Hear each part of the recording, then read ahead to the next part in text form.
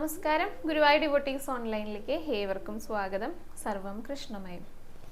കൃഷ്ണായ വാസുദേവായ ദേവകീ നന്ദനായ ച നന്ദഗോപകുമാരായ ഗോവിന്ദായ നമോ നമഃ. സമ്പത്തുണ്ടാകാനായിട്ട് എന്താണ് ചെയ്യേണ്ടത്? അങ്ങനെ എവിടെയെങ്കിലും പറഞ്ഞു കേട്ടാൽ എല്ലാവരും അങ്ങോട്ട് ഓടിപ്പോകും. കാരണം സമ്പത്ത്, പണം ഇതൊക്കെയാണ് നമ്മുടെ ജീവിതത്തിലെ ഏറ്റവും പ്രധാനം എന്ന് പലരും ഇപ്പോഴും വിശ്വസിക്കുന്നുണ്ട് കേട്ടോ. പണം അത്യാവശ്യമാണ്. അത് അത്യാവശ്യത്തിന് മാത്രമേ ഉണ്ടാക്കാൻ പാടുള്ളൂ. അധികമായി കഴിഞ്ഞാലും ബുദ്ധിമുട്ടാണ്. കാരണം പല കാര്യങ്ങൾക്കും നമ്മുടെ ജീവിതത്തിൽ സുഗമമായിട്ട് മുന്നോട്ട് പോകണമെങ്കിലൊക്കെ ഈ പണം എന്ന് പറയുന്നത് വളരെ അത്യാവശ്യമായിട്ടുള്ള ഒരു ഘടകം തന്നെയാണ്. പക്ഷെ പണം മാത്രമല്ല വേണ്ടത്, അത് ഒരു ഘടകം മാത്രമാണ് കേട്ടോ. അപ്പോൾ പണത്തിന് പുറകെ പായുന്ന പലരും ഉണ്ട്. അപ്പോൾ ഈ പണം സ്വന്തമാക്കാനായിട്ട് ശ്രമിക്കുന്ന പലരുണ്ട്. അത് രണ്ട് രീതിയിലാണ് സമ്പന്നരാകാനായിട്ട് പലരും നോക്കാറുള്ളത്. ഒന്ന്, നേരായിട്ടുള്ള മാർഗത്തിലൂടെ, അതായത് സ്വന്തമായി അധ്വാനിച്ചുകൊണ്ട് മറ്റുള്ളവരെ വിഷമിപ്പിക്കാതെ സമ്പാദിക്കുന്ന ആ ഒരു സമ്പത്ത്. അതാണ് എപ്പോഴും നിലനിന്ന് പോകാറുള്ളത് കേട്ടോ. കാരണം പണം കൊണ്ട് വാങ്ങിക്കാനായിട്ട് സാധിക്കാത്ത പല കാര്യങ്ങളുണ്ട്. ഇതാരും മനസ്സിലാക്കണില്ല. അത് നേരായ വഴി കൂടെ പോകുന്നവർക്ക് മാത്രമേ അതൊക്കെ മനസ്സിലാക്കാനായിട്ട് സാധിക്കുള്ളൂ. പിന്നെ ഒരു വഴി കൂടെ പണം ഉണ്ടാക്കുന്നവരുണ്ട്. അതായത് ദുഷിച്ച മാർഗങ്ങളിൽ കൂടെ മറ്റുള്ളവരെ പറ്റിച്ചിട്ട് അല്ലെങ്കിൽ അവരൊക്കെ വഞ്ചിച്ചിട്ട് ചതിയിലൂടെയൊക്കെ സമ്പത്ത്, സ്വത്ത്, കാര്യങ്ങളൊക്കെ സ്വന്തമാക്കുന്നവർ. അപ്പോൾ ഇങ്ങനെയൊക്കെ വരുമ്പോൾ ഇതെല്ലാം കലി ബാധിച്ചിട്ടുള്ള പണമാണ്, കലി ബാധിച്ചിട്ടുള്ള സമ്പത്താണെന്ന് പറയുക. അതുകൊണ്ട് ഉപകാരപ്പെടില്ല. പ്രത്യക്ഷത്തിൽ നമുക്ക് നോക്കുമ്പോൾ ചിലപ്പോൾ അവരുടെ ആ ഒരു പ്രസന്റ് ആയിട്ടുള്ള ആ ഒരു ജീവിതം ഉണ്ടല്ലോ, അത് നല്ല സന്തോഷത്തോട് കൂടിയിട്ടൊക്കെ ആയിരിക്കും പോകുന്നുണ്ടായിരിക്കാം. പക്ഷെ ഇവർക്ക് ഇനിയും തലമുറകൾ വരും. അടുത്ത തലമുറ അല്ലെങ്കിൽ മൂന്നാമത്തെ തലമുറയൊക്കെ വരുമ്പോഴായിരിക്കും ഇതിൻ്റെയൊക്കെ ദുരിതം ആ തലമുറയിലുള്ളവർ അനുഭവിക്കേണ്ടതായിട്ട് വരും. അതായത് നിയമത്തിന് അതായത് നിയമപരമായിട്ടല്ലാതെ സമ്പാദിച്ചിട്ടുള്ള സ്വത്ത്, മറ്റുള്ളവരെ വിഷമിപ്പിച്ചിട്ട് പറ്റിച്ചിട്ടൊക്കെ സമ്പാദിച്ചിട്ടുള്ള പണം, ഇതൊക്കെ അനുഭവിക്കുന്നവരുടെ കാര്യമാണ് പറയുന്നത് കേട്ടോ. അപ്പം അത്രയും ബുദ്ധിമുട്ടുകൾ അവരുടെ വരും തലമുറയിൽ അനുഭവിക്കേണ്ടതായിട്ട് വന്നിട്ടുണ്ട്. അങ്ങനെയാണ് ആചാര്യന്മാരെ, ഇതിനെക്കുറിച്ച് അറിവുള്ളവർ, ഗുരുസ്ഥാനീയവരൊക്കെ പറഞ്ഞ് കേട്ടിട്ടുള്ളത്. അപ്പോൾ ഒരു കാരണവശാലും നമുക്ക് അർഹതപ്പെടാത്ത ഒന്നും സ്വന്തമാക്കരുത്. അങ്ങനെയാണ് പറയുക. നേരായ വഴിയിൽ കൂടെ സ്വന്തമായി അധ്വാനിച്ചുണ്ടാക്കുന്ന പൈസയ്ക്ക്, ആ പണത്തിന്, ആ സമ്പത്തിന് അതിൻ്റെതായിട്ടുള്ള മഹത്വം ഉണ്ട്. അല്ലാതെ ഒരിക്കലും അനുഭവിക്കാനായിട്ട് യോഗം ഉണ്ടാവില്ല, അത് സാധിക്കില്ല. അങ്ങനെയാണ് പറയുക. അപ്പം എങ്ങനെയാണ് ഈ സമ്പത്ത്, ഐശ്വര്യം, ശ്രേയസ് ഇതൊക്കെ ഉണ്ടാക്കേണ്ടതെന്നുള്ളത് അധ്വാനിച്ച് ഉണ്ടാക്കണം, നേരായ മാർഗത്തിലൂടെ ഉണ്ടാക്കണം.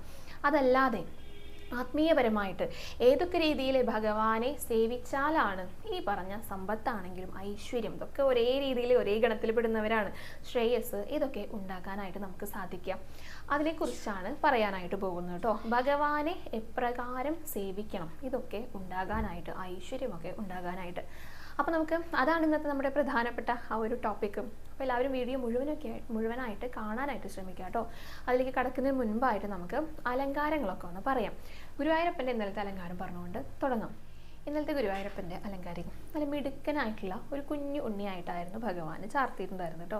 നല്ല ചുവപ്പ് നിറത്തിൽ പട്ടുകോണമൊക്കെ അണിയിച്ചു കൊടുത്തിട്ടുണ്ട്. അതാണ് കുറച്ച് ഒരു ദേഹത്തുള്ളത്. പിന്നെ ആഭരണങ്ങൾ നന്നായി അണിയിച്ചു കൊടുത്തിട്ടുണ്ട്. അത്രയും സുന്ദരനായിട്ട് ചാർത്തിയിട്ടുള്ള ഒരു ഉണ്ണിക്കണ്ണനായിട്ടായിരുന്നു ഇന്നലെ ഭഗവാന്റെ അലങ്കാരം ഉണ്ടായിരുന്നത്. ഇന്നലെ നല്ല തിരക്കുള്ള ഒരു ദിവസമായിരുന്നു എന്ന് ഞാൻ പറഞ്ഞിട്ടുണ്ടായിരുന്നു. ആ ശനിയാഴ്ചയാണ്. ഇന്നലെയും നല്ല തിരക്കായിരുന്നു, ഇന്നും നല്ല തിരക്കുള്ള ഒരു ദിവസം തന്നെയാണ് കേട്ടോ. കാരണം വെക്കേഷനൊക്കെ അവസാനിക്കാനായിട്ട് പോകുകയാണ്. പോരാത്തതിന് ശനിയും ഞായറും കൂടിയാണ്. അപ്പം അതാണ് ഭഗവാനെ കാണാനായിട്ട് അത്രയേറെ പേര് വന്നിട്ടുണ്ട്. ഭഗവാനും അതിൻ്റെ ഒരു സന്തോഷമൊക്കെ മുഖത്തുണ്ടായിരുന്നു കേട്ടോ. ഒരു കയ്യിലെ വെണ്ണുരുളയും പിടിച്ചിട്ടുണ്ട്, ഒരു കയ്യിലെ പൊന്നോടക്കുഴലും പിടിച്ചിട്ടുണ്ട് ഭഗവാൻ. ഇനി പോരാത്തതിനെ താഴെ ഒരു വെണ്ണക്കുളം കൂടെ വെച്ച് കൊടുത്തിട്ടുണ്ട്. അതിൽ നിറയെ വെണ്ണയുണ്ട്. അപ്പം അതിൽ നിന്ന് എടുത്ത് കഴിക്കാനായിട്ട് ഇരിക്കുകയാണ് ഭഗവാനെ. ആ ഒരു ഭാവത്തിലാണ് ഇന്നലെ ചാർത്തിയിട്ടുണ്ടായിരുന്നത് കേട്ടോ. 2 തിരുമുടി മാലകൾ ഉണ്ടായിരുന്നു. അതിൽ ഏറ്റവും മുകളിലുള്ളത് നന്ദ്യാർവട്ട പൂക്കളാണ്. നടുക്കായിട്ട് കുറച്ച് തെച്ചി കോർത്തിട്ടുണ്ട്. പിന്നെ രണ്ടാമത്തെ തിരുമുടിമാലയിലും നന്ദ്യാർവട്ട പൂക്കളാണ് കൂടുതലായിട്ടും. അതിൻ്റെ ഒരു വശത്തായിട്ട് കുറച്ച് ഭാഗത്തായിട്ട് ഇത്തിരി തുളസി ഉണ്ട് കേട്ടോ. പെട്ടെന്ന് നോക്കിക്കഴിഞ്ഞാൽ അത് മുഴുവനായിട്ട് നന്ദ്യാർവട്ടാന്നേ തോന്നുള്ളൂ. ശ്രദ്ധിച്ച് നോക്കുമ്പോഴാണ് തുളസി കാണുള്ളൂ. അങ്ങനെയായിരുന്നു 2 തിരുമുടിമാലകൾ ഉണ്ടായിരുന്നത്. പിന്നെ ഒരു ഉണ്ടമാലയുണ്ട്. അതിൽ മുഴുവനായിട്ടും നന്ദ്യാർവട്ട പൂക്കൾ കൊണ്ടാണ് കോർത്തിരിക്കുന്നത്. ആ താഴത്തേക്ക് എത്തുമ്പോൾ കുറച്ച് തുളസി സാധാരണ അങ്ങനെ കോർക്കാറുണ്ടല്ലോ, അങ്ങനെയുണ്ട്. ഇതിന് നടുക്കാണ് നമ്മുടെ ഭഗവാനെ അണിയിച്ച് ഒരുക്കിയിട്ട് യശോദാമ്മ കൊണ്ടുവന്നിരിക്കുന്നത് കേട്ടോ. നെറ്റിയിൽ സ്വർണ്ണ തിലകമൊക്കെ വെച്ചിട്ടുണ്ട്, കാതുപൂക്കളുണ്ട്. പിന്നെ ഈ തിലകങ്ങളൊക്കെ നല്ല വലിപ്പമുണ്ട് കേട്ടോ. തോളുകളുടെ അവിടെ 2 തിലകങ്ങളുണ്ട്, ആ നെഞ്ചിൻ്റെ വയറിൻ്റെ ഭാഗത്തായിട്ട് ഒരു തിലകമുണ്ട്. അപ്പോൾ ഇതെല്ലാം നല്ല വലിപ്പമുള്ള തിലകങ്ങളാണ്. അപ്പോൾ അത് പ്രത്യേകമായിട്ട് ഇങ്ങനെ എടുത്ത് കാണിക്കുന്നുണ്ട്. നല്ല തിളക്കുണ്ടായിരുന്നു. പിന്നെ ഭഗവാന്റെ മുഖത്ത് നല്ലൊരു പുഞ്ചിരിയൊക്കെ ഉണ്ട് കേട്ടോ. നല്ല സന്തോഷമുണ്ട്, സന്തോഷവാനായിട്ടിരിക്കുന്ന ഭഗവാനാണ്. വെണ്ണയും ഓടക്കുഴലും കയ്യിലുണ്ടേ. ഇത് പോരാത്തതിന് കുറേ പേര് ഭഗവാനെ കാണാനായിട്ടും വന്നിട്ടുണ്ട്. അപ്പോൾ ആ ഒരു സന്തോഷമൊക്കെ ഭഗവാന്റെ മുഖത്ത് നന്നായിട്ടുണ്ട് കേട്ടോ. അങ്ങനെയായിരുന്നു ഉണ്ണി ഇരിക്കുന്നുണ്ടായിരുന്നത്. കൈവളകളും തോൾവളകളൊക്കെ അണിഞ്ഞിട്ടുണ്ട്, അരയിലേക്ക് ഇങ്ങനെയൊക്കെ കെട്ടിയിട്ടുണ്ട്, പട്ടുകോണമൊക്കെ ഉണ്ട്. 2 കുഞ്ഞി കാലുകളിലും കാൽത്തളകളും യശോദാമ്മ അണിയിച്ചു കൊടുത്തിട്ടുണ്ട് കേട്ടോ. അപ്പോൾ വെണ്ണയൊക്കെ മുന്നിൽ വെച്ചിട്ട് അതൊക്കെ കഴിക്കാനായിട്ടാണ് ഭഗവാൻ ഇങ്ങനെ തയ്യാറായിട്ടിരിക്കുന്നത്. സുന്ദരനായിട്ടുള്ള നമുക്കെല്ലാവർക്കും ഇഷ്ടം തോന്നുന്ന ഒരു പൊന്നുണ്ണിയായിട്ടായിരുന്നു ഇന്നലെ ഭഗവാന്റെ അലങ്കാരം. അപ്പോൾ എല്ലാവരും ആ ഒരു രൂപമൊക്കെ നന്നായി ഒന്ന് മനസ്സിൽ കണ്ടുകൊണ്ട് തൊഴുതു പ്രാർത്ഥിച്ചോളൂ കേട്ടോ. ഭഗവാന്റെ പാദങ്ങളിൽ എല്ലാവരും നമസ്കരിച്ചോളൂ. ഗുരുവായൂരപ്പ ശരണം എന്നൊന്ന് കമൻറ്റ് ബോക്സിൽ രേഖപ്പെടുത്തിക്കോളൂ. അങ്ങനെ ഉണ്ണിക്കണ്ണനെ തൊഴുത് നമസ്കരിച്ചിട്ട് നേരെ ഗണപതിയെ കാണാനായിട്ടാണ് എത്തിയിരിക്കുന്നത്. ഗണപതിക്ക് മഞ്ഞ നിറത്തിലാണ് ഉടയാടയുണ്ടായിരുന്നത്. സ്വർണത്തിൻ്റെ ആ നിറത്തിലുള്ള ലേസുകളൊക്കെ ഇങ്ങനെ പതിപ്പിച്ചിട്ടുണ്ട് കേട്ടോ. കഴുത്തിൽ സ്വർണ്ണ നിറത്തിലൊരു മാല ഇട്ടിട്ടുണ്ട്. പിന്നെ സ്വർണ്ണപ്പൂക്കളൊക്കെ നെഞ്ചിൻ്റെ ഭാഗത്തായിട്ട് ഒട്ടിച്ച് വെച്ചിട്ട് ആ ദേഹത്തിന് ചുറ്റുമായിട്ട് സ്വർണ്ണ പൊട്ടുകളും വെച്ചിട്ടുണ്ട്. നല്ല തിളക്കുണ്ട് കാണാനായിട്ട്. തുമ്പിയൊക്കെ ഇങ്ങനെ മടക്കി പിടിച്ചിട്ട് നെറ്റിയിലെ ഒരു ചന്ദ്രകലയുണ്ട്. പിന്നെ കിരീടം ആ ചാർത്തിയിരിക്കുകയാണ് കേട്ടോ. തട്ടുകളായിട്ടാണ് ചാർത്തിയിരിക്കുന്നത്. കുറച്ച് ഉയരത്തിലുള്ള ഒരു കിരീടമാണ്. ഓരോ തട്ടുകളിങ്ങനെ ചുവന്ന പട്ട് വെച്ചിട്ട് അലങ്കരിച്ചിട്ടുണ്ട്. അതിങ്ങനെ സെപ്പറേറ്റ് ചെയ്ത പോലെയാണ് തോന്നുന്നത്. അതിൻ്റെ ഏറ്റവും മുകളിലായിട്ടും ഒരു ചന്ദ്രകല വെച്ചിട്ടുണ്ട് കേട്ടോ. അങ്ങനെ സുന്ദരനായിട്ടിരിക്കുന്ന ഗണപതിയായിരുന്നു. എല്ലാവരും ഗണപതിയുടെയും ആ ഒരു രൂപവും ആ ഒരു ഭാവമൊക്കെ നന്നായി മനസ്സിൽ കണ്ടുകൊണ്ട് തൊഴുത് പ്രാർത്ഥിച്ചോളൂ കേട്ടോ. ഗണപതിക്ക് മുന്നിൽ എല്ലാവരും ഒന്ന് ഏത്തമിട്ടോളൂ. ഇനി നമുക്ക് ഭഗവതി അമ്മയുടെ അലങ്കാരം പറയാം കേട്ടോ. ഭഗവതി നല്ല സുന്ദരിയായിട്ടിരിക്കുന്നുണ്ടായിരുന്നേ. ഒരു ചുവപ്പ്, ഓറഞ്ച് അങ്ങനെയൊക്കെ രീതിയിൽ ആ നിറത്തിലുള്ള ഒരു ഉടയാടയായിരുന്നു കേട്ടോ. നല്ല തിളക്കുണ്ടായിരുന്നു. പിന്നെ നിറയെ പൂക്കളൊക്കെ ഇങ്ങനെ വെച്ചിട്ട് മൂടിയിട്ടിട്ടുണ്ട്. കഴുത്തിലെ ചന്ദനം കൊണ്ട് ചാർത്തിയിട്ട് 3 സ്വർണ്ണ പൊട്ടുകൾ വെച്ചിട്ടുണ്ട്. കാതുകളിൽ സ്വർണ്ണ പൊട്ടുകളാണ്. ചുണ്ടൊക്കെ നന്നായിട്ട് ചുവപ്പിച്ചിട്ട് നെറ്റിയിൽ ഒരു സ്വർണ്ണ ഗോപി, ഒരു ചെറിയ ഗോപിയാണ് കേട്ടോ. പിന്നെ അത് കൂടാതെ ഈ 2 ഭാഗത്തായിട്ട് സ്വർണ്ണ പൂക്കളുണ്ട്. കിരീടം ചാർത്തിയിരിക്കുക.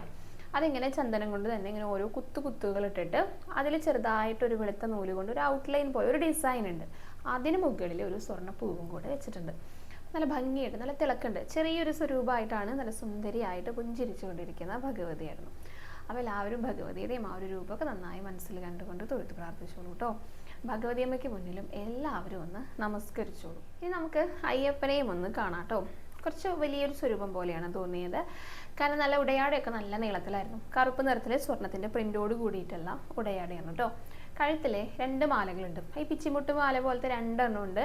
പിന്നെ 2 ചുവന്ന പട്ടുകൊണ്ടുള്ള 2 മാലകളുണ്ട്. അപ്പോൾ നല്ല ഭംഗിയുണ്ടായിരുന്നു കാണാനായിട്ട്. പിന്നെ കാതുകളിലെ പൊട്ടുകളാണ് വെച്ചിരിക്കുന്നത്, സ്വർണ്ണ പൊട്ടുകൾ. ചുണ്ടൊക്കെ ചുവപ്പിച്ചിട്ടുണ്ട്. നെറ്റിയിൽ ഒരു സ്വർണ്ണപ്പൊട്ടുണ്ട്. പിന്നെ അയ്യപ്പൻ്റെ ഒരു കിരീടം, സ്വർണ്ണ നിറത്തിലൊരു കിരീടമുണ്ട്. അതിൻ്റെ ആ കിരീടത്തിൻ്റെ മുകളിലായിട്ടും ഒരു സ്വർണ്ണ പൊട്ട് കൂടെ വെച്ചിട്ടുണ്ട് കേട്ടോ. അപ്പോൾ കുറച്ച് വലിയൊരു സ്വരൂപമായിട്ട് നല്ല തിളക്കമൊക്കെ ഉണ്ടായിരുന്നു അയ്യപ്പനെ കാണുമ്പോഴും. അപ്പോൾ വലിയ ഒരു ആളായിട്ടാണ് അയ്യപ്പൻ ഇരിക്കുന്നുണ്ടായിരുന്നത്. അയ്യപ്പൻ്റെയും ആ ഒരു രൂപവും ഭാവവും ഒക്കെ എല്ലാവരും ഒന്ന് മനസ്സിൽ കണ്ടുകൊണ്ട് തൊഴുത് പ്രാർത്ഥിച്ചോളൂ കേട്ടോ. അയ്യപ്പന് മുന്നിലും എല്ലാവരും ഒന്ന് നമസ്കരിച്ചോളൂ. ഇനി നമുക്കേ ഭഗവാനെ എപ്രകാരം സേവിച്ചുകൊണ്ട് സമ്പത്ത്, ഐശ്വര്യം, ശ്രേയസ് ഇതൊക്കെ വർദ്ധിപ്പിക്കാൻ നോക്കാം കേട്ടോ. നമുക്ക് പുരാണങ്ങളിൽ വെച്ച് നമുക്കറിയാവുന്ന ഒരു സമ്പന്നൻ അതാരാ? അത് കുബേരനാണല്ലേ. കുബേരനാണ് ഏറ്റവും വലിയ സമ്പന്നനായിട്ട് നമ്മൾ കഥകളിലൊക്കെ കേട്ടിട്ടുള്ളത്. കുബേരന് എങ്ങനെയാണ് ഈ സമ്പത്തുണ്ടായത്? അത് അറിഞ്ഞാലല്ലേ നമുക്ക് അതേപോലെ ചെയ്തു കഴിഞ്ഞാൽ സമ്പത്തും സൗകര്യങ്ങളും ഐശ്വര്യങ്ങളൊക്കെ ഉണ്ടാകാനായിട്ട് സാധിക്കുള്ളൂ. കുബേരൻ പ്രദോഷം നോറ്റിരുന്നു. കുബേരൻ മഹാദേവനെ സേവിച്ചിരുന്നു. മഹാദേവന്റെ വലിയൊരു ഭക്തനാണ് കുബേരൻ. 12 പ്രദോഷമാണ് കുബേരൻ നോറ്റിട്ടുണ്ടായിരുന്നത്. അപ്പോൾ പ്രദോഷം നോൽക്കുന്നത് മഹാദേവന്റെ വിശേഷപ്പെട്ട ഒരു ദിവസമാണ് പ്രദോഷം എന്ന് പറയുന്നത്, ഗുരുവായൂരപ്പനെ ഏകാദശി പോലെ. അപ്പോൾ പ്രദോഷം നോറ്റ് കഴിഞ്ഞാൽ മഹാദേവന് വലിയ ഇഷ്ടമാണ്. എന്താ വേണ്ടേ അതൊക്കെ നൽകി അനുഗ്രഹിക്കും. അങ്ങനെയാണ് പറയാം. അപ്പോൾ ഈ കഥ ചോദ്യം ഇങ്ങനെ ഈ ഒരു കാര്യം പറയാനായിട്ടുള്ള ഒരു സാഹചര്യം കൂടെ പറയാട്ടോ. ഒരു ഭക്തയാണ് ചോദിച്ചത്, പ്രദോഷം നോൽക്കുന്നത് എങ്ങനെയാണ്, അതിൻ്റെ പിന്നിൽ എന്തെങ്കിലും ഐതിഹ്യ കഥകളുണ്ടോ എന്നൊക്കെ ചോദിച്ചിട്ടുണ്ട്. അപ്പോൾ പ്രദോഷത്തെ കുറിച്ച് മുൻപ് ഞാൻ പറഞ്ഞിട്ടുണ്ട്, ഐതിഹ്യ കഥ അത് ആ കുബേരൻ്റെ കഥ ഗണപതി പ്രാതലുണ്ടല്ലോ, അത് വിശദമായിട്ട് മുൻപൊരിക്കൽ ഞാൻ പറഞ്ഞിട്ടുണ്ട് കേട്ടോ. അതുകൊണ്ട് ആ കഥ ആവർത്തിക്കുന്നില്ല. അപ്പോൾ പ്രദോഷമാണ് സമ്പത്തും സൗകര്യങ്ങളും ഐശ്വര്യവും ഒക്കെ ഉണ്ടാകാനായിട്ട് നമ്മൾ നോൽക്കേണ്ട വ്രതം. അതൊരു വർഷമായിട്ട് എടുക്കുന്നതാണ് ഏറ്റവും നല്ലത്. അതായത് ഒരു വർഷം മുഴുവൻ പ്രദോഷങ്ങൾ മാത്രം എടുക്കുക, പിന്നെ ഏകാദശി ആകുമ്പോൾ അതൊരു വർഷം മുഴുവനായിട്ട് എടുക്കുക. അങ്ങനെ എല്ലാം കൂടെ മിക്സ് ചെയ്തെടുക്കുമ്പോഴേ ചിലപ്പോൾ വൃത്തിയായിട്ട് വെടിപ്പായിട്ട് എടുക്കണ്ടേ. ശരിക്കും കുബേരനൊക്കെ പ്രദോഷം നോറ്റ പോലെ ഒന്നും നമുക്ക് നോക്കാനായിട്ട് സാധിക്കുമോ എന്ന് പോലും അറിയില്ല. പക്ഷെ കുബേരൻ നോറ്റ പോലെ ഭക്തിയോടുകൂടി വിശ്വാസത്തോടു കൂടി നോക്കുകയാണെങ്കിൽ മഹാദേവൻ എല്ലാവിധ അനുഗ്രഹങ്ങളും നൽകി അനുഗ്രഹിക്കുന്നതാണ് പറയുക. കാരണം അത്രയും ഇഷ്ടമാണ് പ്രദോഷം നോക്കുന്നവരെ. പ്രദോഷം എന്ന് പറഞ്ഞു കഴിഞ്ഞാൽ ത്രയോദശി ദിവസത്തെ വൈകുന്നേരത്തെ ആ സന്ധ്യാസമയം ഉണ്ടല്ലോ, അതിനെയാണ് പ്രദോഷം എന്ന് പറയാം. അപ്പോൾ പ്രദോഷം നോൽക്കുമ്പോൾ രാവിലെ എണീറ്റ് കുളിച്ചിട്ട് ഉപവാസത്തോട് കൂടിയിട്ട് പ്രദോഷം നോൽക്കുക, മഹാദേവന്റെ ക്ഷേത്രങ്ങളിലൊക്കെ പോകുക, അങ്ങനെയുള്ള സാധാരണ കാര്യങ്ങൾ തന്നെയാണ്. പക്ഷെ വൈകുന്നേരം വരെ സന്ധ്യാസമയം വരെ പ്രദോഷം നോൽക്കൊണ്ടു. അത് കഴിഞ്ഞിട്ട് മഹാദേവ ക്ഷേത്രത്തിൽ നിന്നുള്ള പ്രസാദം സേവിച്ചുകൊണ്ട് ആ ഒരു വ്രതം അവസാനിപ്പിക്കുക കേട്ടോ. അപ്പം നേദ്യം എന്തെങ്കിലുമൊക്കെ ലഭിക്കുമല്ലോ, അല്ലെങ്കിൽ നമ്മൾ തന്നെ എന്തെങ്കിലും വാങ്ങിക്കൊണ്ട് പോയിട്ട് നേദിപ്പിച്ചിട്ടൊക്കെ തിരികെ വാങ്ങിയിട്ട് അതൊക്കെ സേവിച്ചുകൊണ്ട് പ്രദോഷം അവസാനിപ്പിക്കാം. അങ്ങനെയാണ് ചെയ്യാം. ഈ പ്രദോഷത്തിൻ്റെ അന്നൊക്കെ മഹാദേവൻ വളരെ സന്തോഷവാനായിട്ട് നൃത്തമൊക്കെ ചെയ്യാണ്. അപ്പോൾ ഒരാൾ സന്തോഷത്തോടെ നൃത്തം ചെയ്യണമെങ്കിൽ അത് എത്രമാത്രം അവർക്ക് ഇഷ്ടപ്പെടുന്ന ഒരു സമയമായിരിക്കും ഈ പ്രദോഷം എന്ന് പറയുന്നതായിരിക്കുക. അപ്പോൾ പ്രദോഷം നോൽക്കുന്നവരെയും അത്രത്തോളം ഇഷ്ടമായിരിക്കും. അതുകൊണ്ടാണ് ധാരാളം അനുഗ്രഹങ്ങൾ നൽകും എന്ന് പറയുന്നത്. അപ്പോൾ കുബേരൻ പ്രദോഷം നോറ്റു, അങ്ങനെയാണ് കുബേരന് ഇത്രയധികം സമ്പത്തൊക്കെ ഉണ്ടായത്. അതേപോലെ ഒരാളാണ് ബാണൻ ഇതേപോലെ ഭഗവാൻ നൃത്തം ചെയ്യുന്ന, അതായത് മഹാദേവൻ നൃത്തം ചെയ്യുന്ന ആ ഒരു സമയത്ത് മൃദംഗമൊക്കെ കൊട്ടിയിട്ടാണ് സേവിച്ചിരുന്നത്. അപ്പം അത്രയും മഹാദേവനെ സേവിച്ചു കഴിഞ്ഞാൽ, പ്രത്യേകിച്ച് പ്രദോഷമൊക്കെ നോക്കിയിട്ട് സേവിച്ചു കഴിഞ്ഞാൽ സമ്പത്ത്, ഐശ്വര്യം, ശ്രേയസ് ഇതൊക്കെ ഉണ്ടാകും എന്നാണ് പറയുക. അപ്പോൾ സാധിക്കുന്നവരൊക്കെ പ്രദോഷം നോൽക്കാനായിട്ട് കഴിയുകയാണെങ്കിൽ വളരെ നല്ലതാണ് കേട്ടോ. അത് സമ്പത്തുണ്ടാകാൻ വേണ്ടിയിട്ട് അങ്ങനെ ആ ഒരു ആഗ്രഹത്തോട് കൂടിയിട്ടല്ല, അത് ഭഗവാൻ മഹാദേവനെ സേവിക്കുക എന്നുള്ള സങ്കല്പത്തോട് കൂടിയിട്ട് വൃത്തിയായിട്ട് ഭക്തിയോട് വിശ്വാസത്തോട് കൂടി നോറ്റിക്കഴിഞ്ഞാൽ അത് വളരെ നല്ലതാണ്. നല്ല ഫലങ്ങൾ നമ്മുടെ ജീവിതത്തിൽ ഉണ്ടാക്കുന്നതാണ് പറയുക. പിന്നെ പൊതുവെ പ്രദോഷം നോൽക്കുന്നത് പുരുഷന്മാരാണ്. സ്ത്രീകൾ 30 തിങ്കളാഴ്ച അങ്ങനെയാണ് നോൽക്കുക. കാരണം എന്താണെന്ന് വെച്ച് കഴിഞ്ഞാൽ പണ്ടൊക്കെ പുരുഷന്മാരാണല്ലോ ജോലിക്കൊക്കെ പോയിട്ട് സമ്പാദിക്കുകയൊക്കെ ചെയ്യുക, അത് അവരുടെ ജോലിയായിരുന്നു. സ്ത്രീകൾക്ക് മംഗല്യഭാഗ്യത്തിനായിട്ടാണ് 30 തിങ്കളാഴ്ചയൊക്കെ നോൽക്കുന്നത്, തിങ്കളാഴ്ച വ്രതമൊക്കെ എടുക്കുന്നത്. അത് ഉമാമഹേശ്വരന്മാരെ ഒരേപോലെ രണ്ടുപേരെയും പ്രീതിപ്പെടുത്താൻ വേണ്ടിയിട്ടാണ് തിങ്കളാഴ്ച വ്രതമൊക്കെ നോൽക്കുക. പക്ഷെ ഇപ്പോൾ പുരുഷന്മാർ മാത്രമല്ല, സ്ത്രീകളും ജോലിക്ക് പോകുന്നവർ സമ്പാദിക്കുന്നവരൊക്കെ ഉണ്ട്. അപ്പോൾ ഇരു കൂട്ടരും പ്രദോഷമൊക്കെ നോൽക്കാറുണ്ട് കേട്ടോ. അങ്ങനെ ചെയ്തുകൊണ്ടൊന്നും വിരോധമില്ല. ഭഗവാനെ സേവിക്കാനായിട്ട് അങ്ങനെ ആൺ പെൺ പുരുഷ സ്ത്രീ വ്യത്യാസങ്ങളൊന്നുമില്ല, ആർക്ക് വേണമെങ്കിലും സേവിക്കാം കേട്ടോ. അപ്പം അങ്ങനെയാണ് പൊതുവെ ചെയ്യാറുള്ളത്. പ്രദോഷം നോറ്റി കഴിഞ്ഞാൽ സമ്പത്ത്, ശ്രേയസ്, ഐശ്വര്യം അങ്ങനെയൊക്കെയാണ് ഉണ്ടാകുക. ഏകാദശിയൊക്കെ നോൽക്കുമ്പോൾ മോക്ഷമാണ്, പാപങ്ങളൊക്കെ നീങ്ങി ഐശ്വര്യം ഉണ്ടാകും. തീർച്ചയായിട്ടും ഭഗവാനെ സേവിച്ചു കഴിഞ്ഞാൽ ഐശ്വര്യം ഉണ്ടാകും. പക്ഷെ അതോടൊപ്പം തന്നെ പാപങ്ങളൊക്കെ നീങ്ങിയിട്ട് മോക്ഷം കൂടെ അവിടെ വാഗ്ദാനം ചെയ്യുന്നുണ്ട്. അതാണ് ഏകാദശിയുടെ പ്രത്യേകത കേട്ടോ. മഹാദേവനെ പ്രദോഷമൊക്കെ നോൽക്കുകയാണെങ്കിൽ വളരെ വളരെ നല്ലതാണ്, ഐശ്വര്യവും സമ്പത്തും ശ്രേയസ്സും ഒക്കെ ഉണ്ടാകാനായിട്ട്. ഇതോടൊപ്പം തന്നെ നാരായണീയത്തിലെ ഏതു ദശകമാണ് ചൊല്ലി നമസ്കരിക്കേണ്ടത് അതിനെക്കുറിച്ചും കൂടെ ഒന്ന് പറയാട്ടോ. അപ്പോൾ ഈ പറയാൻ പോകുന്ന ദശകം എല്ലാവർക്കും പരിചിതമായിട്ടുള്ള ഒരു ദശകമാണ്. നാരായണീയത്തിലെ 100ാമത്തെ അഗ്രേ പശ്യാമി എന്ന് തുടങ്ങുന്ന ഭഗവാന്റെ കേശാദിപാദ വർണ്ണന.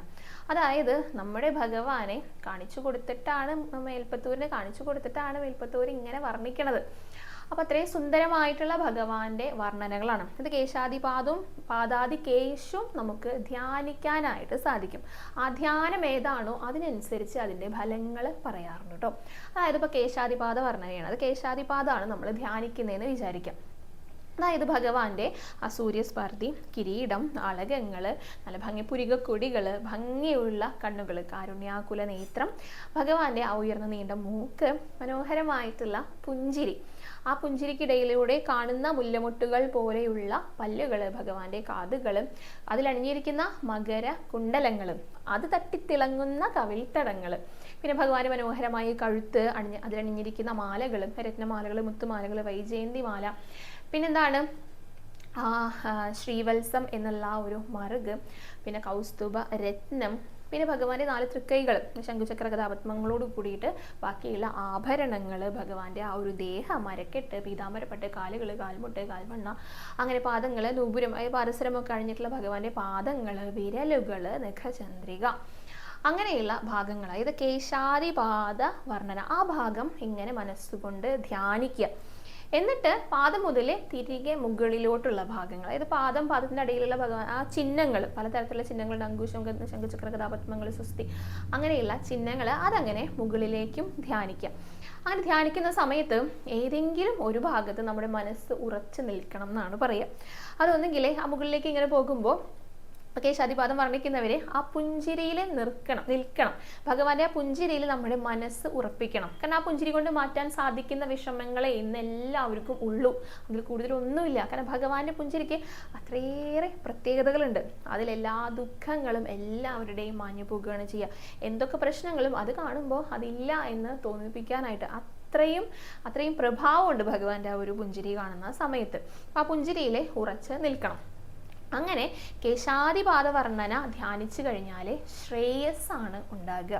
അങ്ങനെ ഐശ്വര്യം, അങ്ങനെയുള്ള കാര്യങ്ങളാണ് ഉണ്ടാക്കുക എന്ന് പറയാം.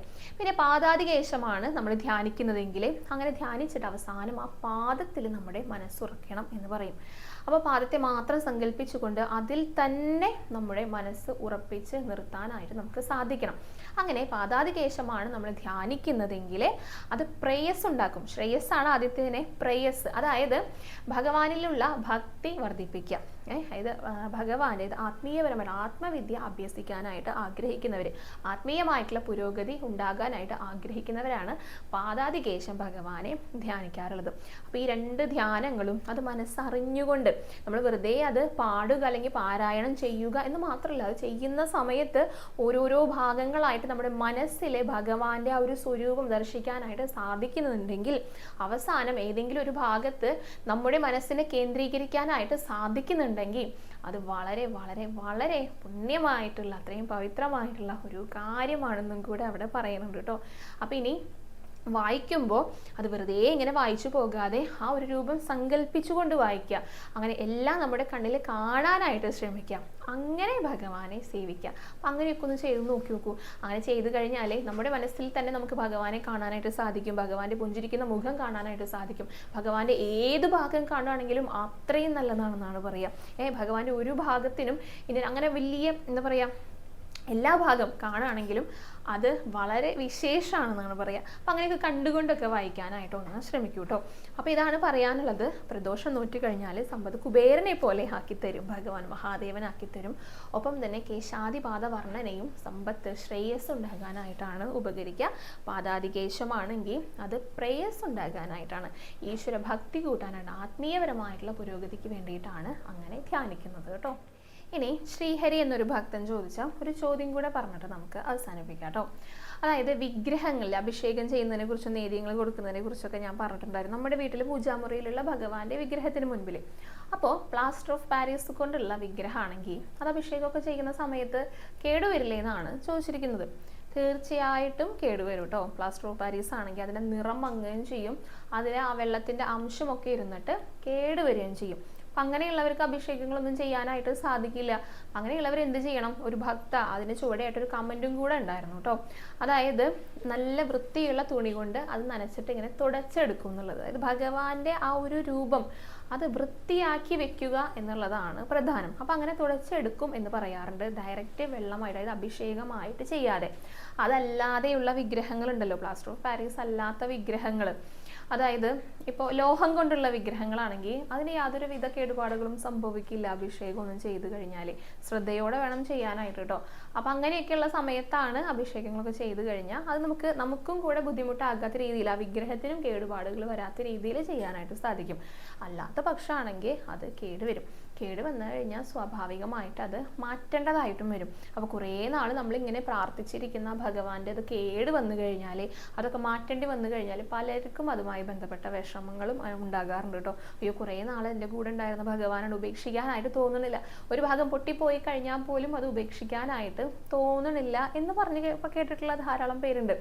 കേട് വന്നു കഴിഞ്ഞാലേ നമുക്ക് പരിഹരിക്കാൻ പറ്റാത്ത പ്രശ്നങ്ങളാണ് വിഗ്രഹത്തിനുള്ളതെങ്കിൽ തീർച്ചയായിട്ടും അത് മാറ്റണം എന്നാണ് പറയാറുള്ളത്. ഞാൻ തന്നെ മുൻപ് പറഞ്ഞിട്ടുണ്ട്. അല്ലാത്ത പക്ഷം നമുക്കത് നേരെയാക്കിയിട്ട് ഉപയോഗിക്കാൻ പറ്റുന്നെങ്കിൽ ഉപയോഗിക്കാം. അപ്പോൾ കേട് വരാതെ നോക്കേണ്ട കാര്യങ്ങളാണ് ശ്രദ്ധിക്കേണ്ടത്. അപ്പോൾ ലോഹവിഗ്രഹമാണെങ്കിൽ യാതൊരു വിധത്തിലും അതിന് കുഴപ്പങ്ങളൊന്നും ഉണ്ടാകില്ല അഭിഷേകങ്ങളൊക്കെ ചെയ്യുന്ന സമയത്ത്. അല്ലാത്ത പക്ഷം കുഴപ്പങ്ങളൊക്കെ വരും. അപ്പോൾ അത് ചെയ്യാതിരിക്കുക, ബുദ്ധിമുട്ടുകൾ വരാത്ത കാര്യങ്ങൾ, വരുന്ന കാര്യങ്ങൾ ചെയ്യാതിരിക്കുക എന്നുള്ളതാണ് പ്രധാനം. കൂടുതൽ സൗകര്യത്തിനായിട്ട് ലോഹം കൊണ്ടുള്ളതാണോ കേട് വരാത്തതാണെങ്കിൽ ഒരുപാട് നല്ലതായിരിക്കും. നമുക്ക് കുറേ കാലം ഒരു കുഴപ്പമില്ലാതെ അത് ഉപയോഗിക്കാനായിട്ട്, ആ വിഗ്രഹം ഉപയോഗിക്കാനായിട്ട് സാധിക്കും. പിന്നെ കുറേ നാൾ ഉപയോഗിക്കുമ്പോൾ സ്വാഭാവികമായിട്ടും അതിൽ ചൈതന്യം ഉണ്ടായിരിക്കും. കേട് വരുമ്പോൾ അതൊക്കെ നഷ്ടപ്പെടുകയാണല്ലോ ചെയ്യുക. അപ്പം അങ്ങനെയുള്ള വിഷമങ്ങൾ പിന്നെയും വരും. അപ്പം അതൊന്നും ഇല്ലാതിരിക്കാനായിട്ട് ഈ പറഞ്ഞ കാര്യങ്ങളൊക്കെ ഒന്ന് ശ്രദ്ധിക്കുന്നത് വളരെ നല്ലതായിരിക്കും കേട്ടോ. അപ്പോൾ ഇത്രയൊക്കെ കാര്യങ്ങളാണ് കേട്ടോ ഇന്നത്തെ വീഡിയോയിൽ ഉൾക്കൊള്ളിച്ചിരിക്കുന്നത്. നാളത്തെ വീഡിയോയിൽ കാണാം. വീഡിയോയുടെ അവസാനിക്കുകയാണ്. ഇന്ന് തൊഴാൻ പോയ വിശേഷങ്ങളും അലങ്കാരങ്ങളും ഒക്കെ ആയിട്ട് നാളെ കാണാം. ഹരേ കൃഷ്ണ, ഹരേ ഗുരുവായൂരപ്പ.